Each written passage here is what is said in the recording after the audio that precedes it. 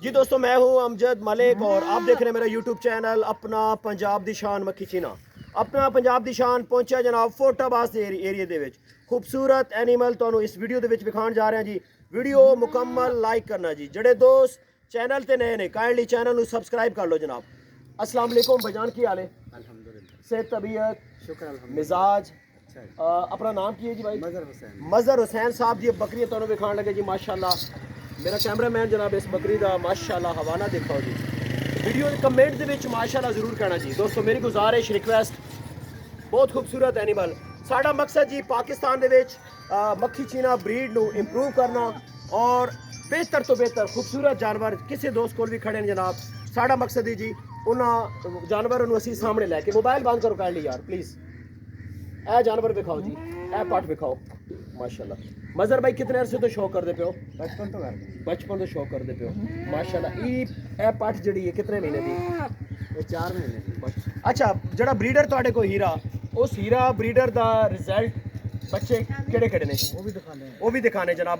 Next video जो इस video दे विच next video दे विच जनाब वो तुहानू रिजल्ट दिखाना अगे। हीरा 2 दा रिजल्ट दिखावांगे। कैमरामैन साहब अगली बकरी दिखाओ जी। ए तीनों बकरियां दिखाओ। ए बकरी केड़े वाक़े च भजन? ए वाली ए बकरी सूण वाली ते ओ परली जड़ी बकरी है आज के दिन दो माशाल्लाह। वो बकरी दिखाओ जी, बड़ी आउट क्लास है। मोबाइल बंद करो मोबाइल। अच्छा, इस बकरी की उम्र कितनी जड़ी ज़हूर बलोच आते थी जवान है। आगे सुबह सुई है हाँ जी। माशाल्लाह। तीसरा है।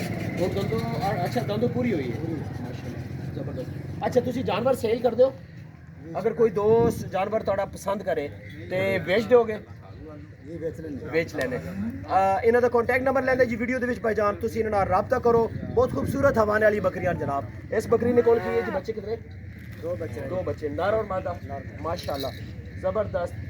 वीडियो का इख्तिताम कर दें दोस्तों। नंबर दो जी अपना। 0307 0307 3392 3392 334 334 34 चक के। हाँ जी। 34 चक दे 2 जनाब। इधर दिखाओ जी परे कैमरामैन साहब पर पहचाना परे लेडीज ने है जनाब। बड़े शौकीन दोस्त हैं जी। वीडियो का इख्तिताम कर दें जनाब। अल्लाह इस दुआ दे नाल अल्लाह ताला तुहाडे शौक नू सलामत रखे, हंसते बसते रहो जी। मिलते हैं नेक्स्ट एक खूबसूरत जी वीडियो नाल। अल्लाह हाफिज़।